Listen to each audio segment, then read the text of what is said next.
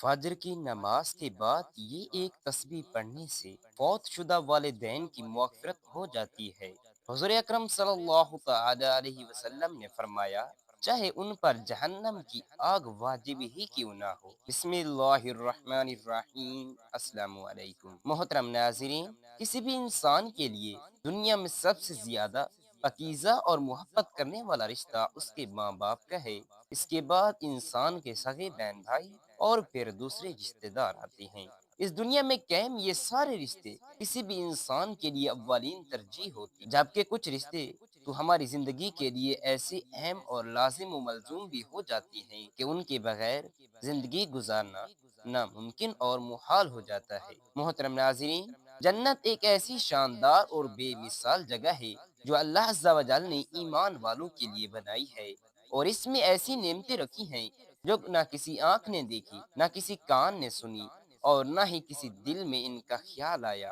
جنت کے بارے میں جو کچھ بیان کیا جاتا ہے وہ صرف سمجھانے کے لیے ہوتا ہے، ورنہ دنیا کی اعلیٰ ترین چیز کا بھی جنت کی کسی نعمت سے کوئی مقابلہ نہیں۔ لیکن اب سوال یہ ہے کہ کیا انسان کی نہ ختم ہونے والی زندگی میں بھی ہماری یہ اہم اور پاکیزہ رشتے کیا ہمارے ساتھ ہوں گے؟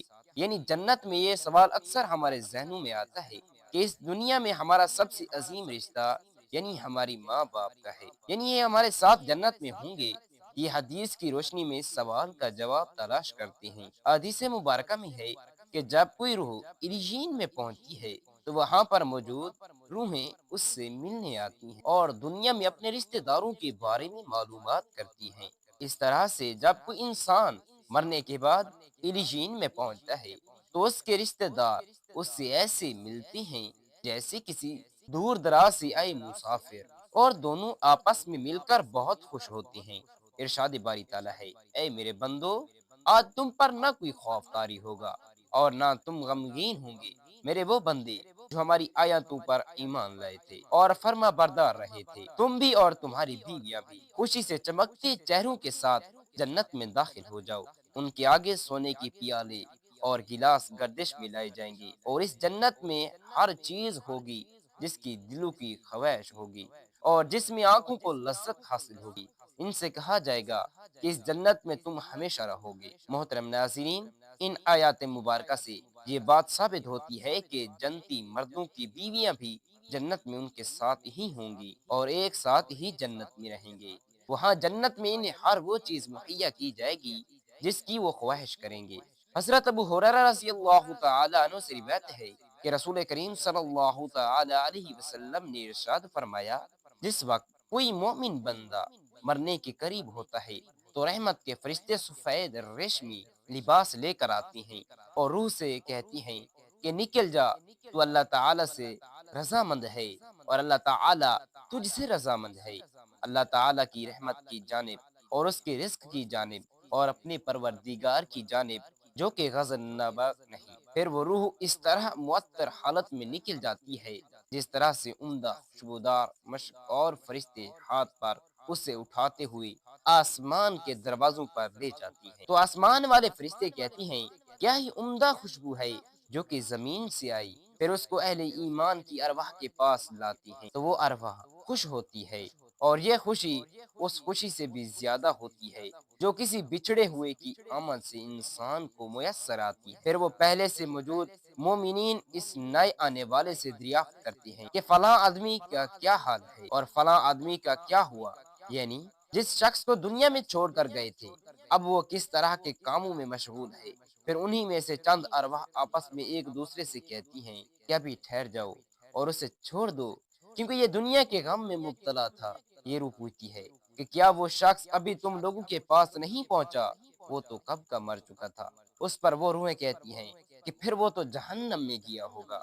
ناظرین کرام، پیارے نبی حضرت محمد مصطفیٰ صلی اللہ تعالی علیہ وسلم نے فرمایا، تمہارے اعمال تمہارے ان رشتہ داروں اور خاندان والوں کے سامنے جو آخرت یعنی عالم برزخ میں ہیں پیش کیے جاتے ہیں۔ اگر نیک عمل ہوں تو وہ خوش ہوتی ہیں اور کہتی ہیں کہ اللہ پاک، آپ کا فضل اور رحمت ہے، بس اپنی یہ نعمت اس پر پوری کیجیے اور اس کو موت دیجیے۔ اسی طرح ان پر گناہگار شخص کا عمل بھی پیش کیا جاتا ہے تو کہتی ہیں، اے اللہ پاک اس کے دل میں نیکی ڈال دے جو تیری رضا اور قرب کا سبب ہو جائے۔ مختلف روایات سے معلوم ہوتا ہے کہ جنت میں مختلف رشتہ دار ایک دوسرے کو پہچانتے ہوں اور ایک دوسرے سے ملتے جلتے رہیں گے، اور ان میں سے بعض کو ایک ساتھ رکھا جائے گا۔ سورہ طور کی آیت نمبر 21 میں اللہ سبحانہ و تعالی کا فرمان عالی شان ہے، اور جو لوگ ایمان لائے اور ان کی اولاد نے بھی ایمان میں ان کی پیروی کی تو ان کی اولاد کو بھی انہی کے ساتھ شامل کر دیں گے، اور ان کے عمل میں سے کسی چیز کی کمی نہیں کریں گے۔ حضرت ابن عباس رضی اللہ تعالی عنہ سے مروی ہے، بے شک اللہ تعالی مومن کی آنکھوں کو ٹھنڈک پہنچانے کے لیے اس کی اولاد کو ان کے اصل مقام سے بلند کر کے اس کے پاس اس کے درجے میں پہنچا دے گا، اگرچہ یہ اولاد اپنے اعمال کے اعتبار سے اس درجے تک نہ پہنچی بھی ہو۔ پھر آپ صلی اللہ تعالی علیہ وسلم نے یہ آیت کریمہ تلاوت فرمائی، اور جو لوگ ایمان لائے اور ان کی اولاد نے بھی ایمان میں ان کی پیروی کی، اس سے معلوم ہوتا ہے کہ انسان کی اولاد کو اس کی خواہش کے مطابق ان کے ساتھ ہی رکھا جائے گا۔ جو لوگ جنت میں جائیں گے تو یقیناً یہ وہ لوگ ہوں گے جنہوں نے اس دنیا میں نیک اعمال کیے ہوں گے، جبکہ ایسے لوگ بھی ہوں گے جنہوں نے گناہ کیے ہوں گے لیکن اپنے گناہوں پر شرمندہ ہو کر اس دنیا میں ہی اللہ سے معافی مانگ لیں گے اور صدق کے دل سے توبہ استغفار کر لیا ہو تو اللہ تعالی ان کو معاف فرما کر جنت میں داخل کرے گا، جہاں اللہ عز و جل کی ہر خواہش ان کی پوری فرما دے گا۔ اور یقیناً اس کی ہر خواہش میں سے ایک خواہش یہ بھی ہوگی کہ دنیا میں اس سے جو بھی گناہ سرزد ہو چکے ہیں یا گناہ ہونے والے اعمال اس نے کیے ہوں تو اس سے وہ تمام اعمال بھلا دیے جائیں، کیونکہ جنت امن اور سکون کی جگہ ہوگی جہاں منفی خیالات اور غم و غصے کی کوئی گنجائش نہ ہوگی، اور ایک مومن اور جنتی کے لیے ہر طرف خوشحالی ہی خوشحالی ہوگی، جیسا کہ سورہ بقرہ کی آیت نمبر 25 میں ارشاد باری تعالی ہے، اور جو لوگ ایمان لائے اور نیک عمل کرتے رہے ان کو خوشخبری سنا دو کہ ان کے لیے جنت کے باغ میں جن کے نیچے نہریں بہ رہی ہیں، جب انہیں ان میں سے کسی قسم کا میوہ کھانے کو دیا جائے تو کہیں گے یہ تو وہی ہے جو ہم کو پہلے بتایا گیا تھا، اور انہیں ایک دوسرے کے ہم شکل میوے دیے جائیں گے، اور وہاں ان کے لیے پاک بیویاں ہوں گی اور وہ جنت میں ہمیشہ رہیں گے۔ ناظرین کرام، ایک اور حدیث میں ہے کہ رسول اللہ صلی اللہ تعالی علیہ وسلم نے فرمایا، جب اہل ایمان جنت میں داخل ہوں گے اور ان میں سے کسی کو اپنے بھائیوں اور رشتہ داروں سے ملنے کی خواہش ہوگی تو اس کا بستر اسے اڑا کر ان کے بستروں کے برابر پہنچا دے گا، اور پھر دونوں تکیہ لگا کر دنیا میں گزرے ہوئے دنوں کے بارے میں باتیں کرنے لگیں گے۔ ان میں سے ایک اپنے ساتھی سے کہے گا کہ فلاں تمہیں یاد ہے کہ اللہ نے فلاں دن اور فلاں فلاں جگہ پر ہماری مغفرت فرمائی تھی، اسی طرح کہ ہم نے اللہ تعالی سے دعا کی تھی اور اللہ تعالی نے ہمیں مغفرت کا پروانہ عطا فرمایا۔ رسول کریم صلی اللہ تعالی علیہ وسلم کے مزاج مبارک کے بارے میں متعدد احادیث مبارکہ میں بیان کیا گیا ہے کہ آپ صلی اللہ تعالی علیہ وسلم انتہائی شگفتہ مزاج تھے اور نرمی و محبت سے اور مسکرا کر بات کیا کرتے تھے، تاہم کئی بار آپ صلی اللہ علیہ وسلم بے اختیار ہنس بھی تھے، مگر یہ اس وقت ہوتا جب آپ صلی اللہ علیہ وسلم آخرت کے حالات میں بیان فرما رہے ہوتے تھے۔ امام اسقلانی فرماتی ہیں کہ یہ کہا گیا ہے کہ آپ صلی اللہ علیہ وسلم صرف آخرت کے امور پر ہنسا کرتے تھے، اگر کوئی معاملہ دنیا سے متعلق ہوتا تو اس پر آپ صلی اللہ علیہ وسلم صرف تبسم فرمایا کرتے تھے۔ آپ صلی اللہ علیہ وسلم نے ایک بار صحابہ کرام کو یہ آگاہ کیا کہ روز محشر جب کسی کو جہنم سے نکال کر جنت میں بھیجا جائے گا تو اس کی حالت کیا ہوگی؟ اس پر آپ صلی اللہ علیہ وسلم نے ہنس کر فرمایا اور یہ واقعہ احوال بیان کیا۔ بخاری شریف اور مسلم شریف میں یہ متفق علیہ ہے۔ حدیث مبارکہ میں یوں بیان کیا گیا ہے کہ حضرت عبداللہ بن مسعود رضی اللہ تعالی عنہ سے روایت ہے کہ حضور نبی کریم صلی اللہ تعالی علیہ وسلم نے فرمایا، مجھے اچھی طرح معلوم ہے کہ سب سے آخر میں جہنم سے کون نکالا جائے گا یا سب سے آخر میں کون جنت کے اندر داخل ہوگا۔ یہ آدمی اپنے جسم کو گھسیٹتا ہوا جہنم سے باہر نکالا جائے گا، چنانچہ اللہ تعالی اس سے فرمائے گا جا جنت میں داخل ہو جا۔ وہ جنت میں داخل ہوگا تو اسے گمان گزرے گا کہ شاید یہ بھری ہوئی ہے، چنانچہ وہ واپس لوٹ کر عرض گزار ہوگا، اے رب رحیم وہ تو بھری ہوئی ہے، بس اللہ تعالیٰ اس سے فرمائے گا جا جنت میں چلا جا، لہٰذا وہ جنت میں داخل ہوگا۔ جنت میں جا کر پھر گمان کرے گا کہ شاید یہ بھری ہوئی ہے، بس وہ پھر واپس لوٹ کر پھر عرض کرے گا اے رب کریم، میں نے تو وہ بھری ہوئی پائی ہے۔ چنانچہ اللہ تعالیٰ اس سے فرمائے گا جا اور جنت میں داخل ہو جا، کیونکہ تیرے لیے جنت میں دنیا کے برابر بلکہ اس سے 10 گنا زیادہ حصہ ہے، یا فرمایا تیرے لیے 10 دنیا کے برابر حصہ ہے۔ وہ عرض کرنے لگے گا کیا مجھ سے مذاق کرتا ہے یا مجھ پر ہنستا ہے، حالانکہ تو حقیقی مالک ہے۔ حضرت عبداللہ بن مسعود رضی اللہ تعالی عنہ بیان کرتے ہیں کہ میں نے دیکھا کہ اس پر حضور علیہ الصلوۃ والسلام ہنس پڑے، یہاں تک کہ آپ صلی اللہ علیہ وسلم کے دندان مبارک زہر آنے لگے۔ حضور علیہ الصلوۃ والسلام فرماتے تھے یہ اہل جنت کے سب سے کم درجے والے شخص کا حال ہے۔ حضرت ابو سعید خدری سے روایت ہے، رسول اللہ صلی اللہ تعالی علیہ وسلم نے فرمایا جو آدمی سب سے آخر میں جنت میں داخل ہوگا وہ گرتا اٹھتا اور گھسیٹتا ہوا دوزخ سے اس حال میں نکلے گا کہ دوزخ اس کی آگ اسے جلا رہی ہوگی۔ پھر جب دوزخ سے نکل جائے گا تو پھر دوزخ کی طرف پلٹ کر دیکھے گا اور دوزخ سے مخاطب ہو کر کہے گا کہ بڑی برکت ہے وہ ذات جس نے مجھے تجھ سے نجات دی، اور اللہ تعالی نے مجھے وہ نعمت عطا فرمائی ہے کہ اولین و آخرین میں سے کسی کو بھی وہ نعمت عطا نہیں فرمائی۔ پھر اس کے لیے ایک درخت بلند کیا جائے گا، وہ آدمی کہے گا اے میرے رب، اے پروردگار، مجھے اس درخت کے قریب کر دے تاکہ میں اس کا سایہ کو حاصل کر سکوں اور اس کے پھلوں سے پانی پیوں۔ اللہ تعالیٰ فرمائے گا اے ابن آدم، اگر میں تجھے یہ دے دوں تو پھر اس کے علاوہ اور کچھ تو نہیں مانگے گا؟ وہ عرض کرے گا کہ نہیں اے میرے پروردگار۔ اللہ تعالیٰ اس سے اس کے علاوہ اور نہ مانگنے کا معاہدہ فرمائیں گے، اور اللہ تعالیٰ اس کا عذر قبول فرمائیں گے، کیونکہ وہ جنت کی ایسی نعمتیں دیکھ چکا ہوگا جس پر اسے صبر نہ ہوگا۔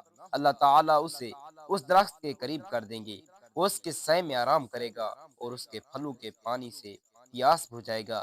پھر اس کے لیے ایک اور درخت ظاہر کیا جائے گا جو پہلے درخت سے کہیں زیادہ خوبصورت ہوگا۔ اس کا جی چاہے گا کہ میں اس کا سایہ حاصل کر سکوں اور اس کا پانی پیوں، اور اس کے بعد میں اور کوئی سوال نہیں کروں گا۔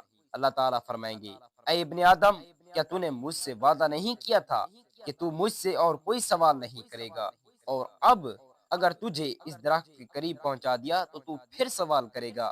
اللہ تعالیٰ پھر اس سے اس بات کا وعدہ لے لیں گے وہ اور کوئی سوال نہیں کرے گا، تاہم اللہ تعالیٰ کے علم میں وہ معذور ہوگا، کیونکہ وہ ایسی نعمتیں دیکھے گا جس پر وہ صبر نہ کر سکے گا۔ پھر اللہ تعالیٰ اس کو درخت کے قریب کر دیں گے، وہ اس کے سائے میں آرام کرے گا اور اس کے پانی سے پیاس بجھائے گا۔ پھر اسے جنت کے دروازے پر ایک درخت دکھایا جائے گا جو پہلے دونوں درختوں سے زیادہ خوبصورت ہوگا۔ وہ آدمی کہے گا اے میرے رب، مجھے اس درخت کے قریب فرما دیجیے تاکہ میں اس کے سائے میں آرام کروں اور پھر اس کا پانی پیوں، اور اس کے علاوہ کوئی اور سوال نہیں کروں گا۔ پھر اللہ تعالیٰ اس آدمی سے فرمائیں گے اے ابن آدم، کیا تو نے مجھ سے یہ وعدہ نہیں کیا تھا کہ تو اس کے بعد اور کوئی سوال نہیں کرے گا؟ یہ عرض کرے گا اے میرے پروردگار، اب میں اس کے بعد اس کے علاوہ اور کوئی سوال نہیں کروں گا۔ اللہ اسے معذور سمجھیں گے، کیونکہ وہ جنت کی ایسی نعمتیں دیکھے گا کہ جس پر وہ صبر نہیں کر سکے گا۔ پھر اللہ تعالیٰ اسے اس درخت کے قریب کر دیں گے۔ جب وہ اس درخت کے قریب پہنچے گا تو جنت والوں کی آوازیں سنے گا، تو وہ پھر عرض کرے گا اے میرے رب، مجھے اس میں داخل کر دے۔ تو اللہ تعالیٰ فرمائیں گے اے ابن آدم، تیرے سوال کو کون سی چیز روک سکتی ہے؟ کیا تو اس پر راضی ہے کہ تجھے دنیا اور دنیا کے برابر دے دیا جائے؟ وہ کہے گا اے رب العالمین، تو مجھ سے مذاق کرتا ہے؟ یہ حدیث بیان کر کے حضرت عبداللہ بن عمر ہنس پڑے اور لوگوں سے فرمایا تم مجھ سے کیوں نہیں پوچھتے کہ میں کیوں ہنسا؟ لوگوں نے کہا آپ کس وجہ سے ہنسے؟ فرمایا رسول اللہ صلی اللہ علیہ وسلم اسی طرح ہنسے تھے۔ فرمایا اللہ رب العالمین کے ہنسنے کی وجہ سے جب وہ آدمی کہے گا آپ رب العالمین ہونے کے باوجود مجھ سے مذاق فرما رہی ہیں، تو اللہ تعالیٰ فرمائیں گے کہ میں تجھ سے مذاق نہیں کرتا مگر جو چاہوں کرنے پر قادر ہوں۔ اللہ تعالیٰ سے دعا ہے کہ ہمیں بھی اس دنیا کی آزمائش میں کامیابی و کامرانی فرما کر جنت میں داخل فرمائے اور ہمارا خاتمہ بالخیر فرمائے، آمین۔ ناظرین کرام، والدین کے لیے مغفرت کی دعا نہ کرنا، ماں باپ سے بے پرواہی برتنا خدا کی ناشکری ہے۔ حدیث نبوی صلی اللہ تعالی علیہ وسلم میں ہے کہ مرنے کے بعد مردے کو تین چیزیں فائدہ پہنچاتی ہیں: صدقہ جاریہ، پھیلا ہوا علم، اور صالح اولاد کی دعا و مغفرت۔ حضرت جہمہ رضی اللہ تعالی عنہ کے محبوب دانائے غیوب صلی اللہ تعالی علیہ وسلم کی خدمت میں حاضر ہوئے اور کہا: یا رسول اللہ، میرا ارادہ ہے کہ میں آپ صلی اللہ علیہ وسلم کے ہمراہ جہاد میں شرکت کروں، اور اسی لیے آیا ہوں کہ آپ صلی اللہ علیہ وسلم سے اس معاملے میں مشورہ لوں، فرمائیے کیا حکم ہے؟ حضرت محمد مصطفیٰ صلی اللہ علیہ وسلم نے ان سے پوچھا: تمہاری والدہ زندہ ہے؟ جہمہ نے رضی اللہ تعالی عنہ نے کہا: جی ہاں، میری والدہ زندہ ہے۔ حضور نبی کریم صلی اللہ علیہ وسلم نے ارشاد فرمایا: تو پھر جاؤ اور انہی کی خدمت میں لگے رہو، کیونکہ جنت انہی کے قدموں میں ہے۔ ماں باپ کے ساتھ اچھا سلوک کیجیے، ان کی خدمت کیجیے اور ادب و احترام سے پیش آئیے۔ حضرت ابو طفیل رضی اللہ تعالی عنہ کہتی ہیں: میں نے جعرانہ کے مقابلے پر رسول اللہ صلی اللہ علیہ وسلم کو دیکھا کہ آپ صلی اللہ علیہ وسلم گوشت تقسیم فرما رہے تھے۔ اتنے میں ایک خاتون آپ صلی اللہ علیہ وسلم کی خدمت میں حاضر ہوئی۔ آپ صلی اللہ علیہ وسلم نے ان کو چادر بچھا دی، وہ اس پر بیٹھ گئیں۔ میں نے لوگوں سے پوچھا: یہ کون صاحبہ ہے؟ لوگوں نے بتایا کہ یہ آقا کریم صلی اللہ علیہ وسلم کی وہ ماں ہیں جنہوں نے آپ صلی اللہ علیہ وسلم کو دودھ پلایا تھا۔ والدین کی وفات کے بعد بھی ان کا خیال رکھیے اور ان کے ساتھ نیک سلوک کرنے کے لیے درذیل باتوں پر کارمند رہیے۔ ماں باپ کے لیے مغفرت کی دعائیں برابر کرتے رہیں۔ قرآن پاک نے مومنوں کو یہ دعا سکھائی ہے۔ ترجمہ کنز ایمان: اے پروردگار، میری مغفرت فرما اور ہمارے والدین کی اور سب ایمان والوں کو اس روز معاف فرما دے جبکہ حساب محشر قائم ہوگا۔ حضرت ابو ہریرہ رضی اللہ تعالی عنہ کا بیان ہے: مرنے کے بعد جب میت کے درجات بلند ہوتے ہیں تو وہ حیرت سے پوچھتا ہے کہ یہ کیوں کر ہوا؟ خدا کی جانب سے اس کو بتایا جاتا ہے کہ تمہاری اولاد تمہارے لیے مغفرت کی دعائیں کرتی رہی اور خدا نے ان کو قبول فرما لیا۔ حضرت ابو ہریرہ رضی اللہ تعالی عنہ ہی کا بیان ہے کہ رسول اللہ صلی اللہ تعالی علیہ وسلم نے فرمایا: ترجمہ کنز ایمان: جب کوئی آدمی مر جاتا ہے تو اس کے عمل کی مہلت ختم ہو جاتی ہے۔ صرف تین چیزیں ایسی ہیں جو مرنے کے بعد بھی فائدہ پہنچاتی ہیں: ایک صدقہ جاریہ، دوسرا اس کا پھیلایا ہوا علم جو اس سے لوگ فائدہ اٹھائیں، تیسرے وہ صالح اولاد جس کے لیے دعائیں مغفرت کرتی رہیں۔ والدین کے کیے ہوئے عہد و وعدے اور وصیت کو پورا کیجیے۔ ماں باپ نے اپنے زندگی میں بہت سے لوگوں سے کچھ وعدے کیے ہوں گے، اپنے خدا سے کچھ عہد کیا ہوگا، کوئی نظر ثانی ہوگی، کسی کو کچھ مال دینے کا وعدہ کیا ہوگا، ان کے ذمے کسی کا قرض رہ گیا ہوگا اور ادا کرنے کا موقع نہ پا سکے ہوں گے، مرتے وقت کچھ وصیتیں کی ہوں گی۔ آپ نے اپنے امکان پر ان سارے کاموں کو پورا کیجیے۔ حضرت عبداللہ بن عباس رضی اللہ تعالی عنہ کا بیان ہے کہ حضرت سعید بن عبادہ رضی اللہ تعالی عنہ نے سرکار دو عالم صلی اللہ علیہ وسلم سے عرض کیا: یا رسول اللہ صلی اللہ علیہ وسلم، میری والدہ نے نظر فرمانی تھی لیکن وہ نظر پوری کرنے سے پہلے ہی وفات پا گئی تھی، کیا میں ان کی نظر پوری کر سکتا ہوں؟ پیارے آقا صلی اللہ تعالی علیہ وسلم نے فرمایا: کیوں نہیں، تم ضرور ان کی طرف سے نظر پوری کر دو۔ باپ کے دوستوں اور ماں کی سہیلیوں کے ساتھ بھی حسن سلوک کرتے رہے، ان کا احترام کیجیے اور ان کو اپنے مشوروں میں اپنے بزرگوں کی طرح شریک رکھیں، ان کی رائے اور مشوروں کی تعظیم کیجیے۔ ایک موقع پر سرور کونین صلی اللہ تعالی علیہ وسلم نے ارشاد فرمایا: سب سے زیادہ نیک سلوک یہ ہے کہ آدمی اپنے والد کے دوست احباب کے ساتھ بھلائی کرے۔ ایک بار حضرت ابو دردہ رضی اللہ تعالی عنہ بیمار ہوئے اور مرض بڑھتا ہی گیا، یہاں تک کہ بچنے کی کوئی امید نہ رہی، تو حضرت یوسف بن عبداللہ رضی اللہ تعالی عنہ دور دردہ سے سفر کر کے ان کی عیادت کے لیے تشریف لے گئے۔ حضرت ابو دردہ رضی اللہ تعالی عنہ نے انہیں دیکھا تو تعجب سے پوچھا: آپ یہاں کیسے؟ حضرت یوسف بن عبداللہ رضی اللہ تعالی عنہ نے کہا کہ میں یہاں محض اس لیے آیا ہوں کہ آپ کی عیادت کر سکوں، کیونکہ والد بزرگوار سے آپ کے تعلقات بڑے گہرے تھے۔ حضرت ابو دردہ رضی اللہ تعالی عنہ فرماتی ہیں کہ جب میں مدینہ آیا تو میرے پاس حضرت عبداللہ بن عمر رضی اللہ تعالی عنہ تشریف لائے اور کہنے لگے: اے ابو دردہ، آپ جانتی ہیں میں کیوں آپ کے پاس حاضر ہوا ہوں؟ میں تو نہیں جانتا کہ آپ کیوں تشریف لائے۔ اس پر حضرت عبداللہ بن عمر رضی اللہ تعالی عنہ نے فرمایا: میں نے حضور پاک صلی اللہ علیہ وسلم کو فرماتے سنا ہے کہ جو شخص قبر میں اپنے ماں باپ کے ساتھ نیک سلوک کرتا ہے، اس کو چاہیے کہ باپ کے بننے کے بعد باپ کے دوست اباہب کے ساتھ اچھا سلوک کرے۔ اور پھر فرمایا، بھائی، میرے والد حضرت عمر رضی اللہ تعالی عنہ اور آپ کے والد میں گہری دوستی تھی، میں چاہتا ہوں کہ اس دوستی کو نبھاؤں اور اس کے حقوق ادا کروں۔ ماں باپ کے رشتہ داروں کے ساتھ بھی برابر نیک سلوک کرتے رہیں اور رحم کے ان رشتوں کا پوری طرح سے اور لحاظ رکھیے۔ ان رشتہ داروں سے بے نیازی اور بے پرواہی دراصل والدین سے بے نیازی ہے۔ سرکار دو عالم صلی اللہ علیہ وسلم نے ارشاد فرمایا، آپ اپنے آباء و اجداد سے ہرگز بے پرواہ نہ رہیں۔ ماں باپ سے بے پرواہی برتنا خدا کی ناشکری ہے۔ اگر زندگی میں خدا نخواستہ ماں باپ کے ساتھ سلوک کرنے اور ان کے حقوق ادا کرنے میں کوئی کوتاہی ہوگی تو پھر بھی خدا کی رحمت سے مایوس نہ ہوں، مرنے کے بعد ان کے حق میں برابر خدا سے دعائیں مغفرت کرتے رہیں۔ توقع ہے کہ خدا درگزر فرمائے گا اور شمار اپنے سہلے بندوں میں فرمایا دے گا۔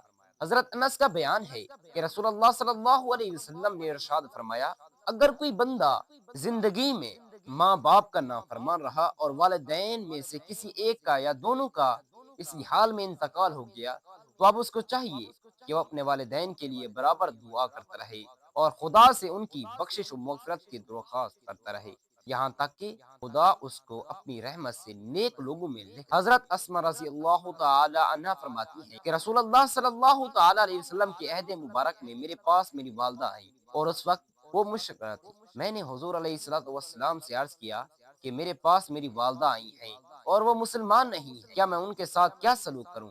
آپ صلی اللہ تعالی علیہ وسلم نے فرمایا، ہاں، اپنی ماں کے ساتھ صلہ رحمی کیجیے، ماں باپ کے احسانات کو یاد کر کے خدا کے حضور گر گڑائیے، انتہائی دل سوئی اور قلبی جذبات کے ساتھ ان کے لیے رحم و کرم کی درخواست کی۔ خدا کا ارشاد ہے، ترجمہ کنز ایمان، اور دعا کرو کہ پروردگار ان دونوں پر رحم فرما جس طرح ان دونوں نے بچپن میں ہماری پرورش فرمائی تھی، یعنی اے پروردگار، بچپن کی بے بسی میں جس رحمت اور جانے فاشانی اور شفقت اور محبت سے انہوں نے میری پرورش کی اور میری خاطر اپنی عیش کو قربان کیا، پروردگار اب یہ بڑھاپے کی کمزوری اور بے بسی میں مجھ سے زیادہ خود رحمت اور شفقت کے محتاج ہے۔ اے اللہ پاک، میں ان کا کوئی بدلہ نہیں دے سکتا، تو ہی ان کی سرپرستی فرما اور ان کی حال زارے پر رحم کی نظر کر۔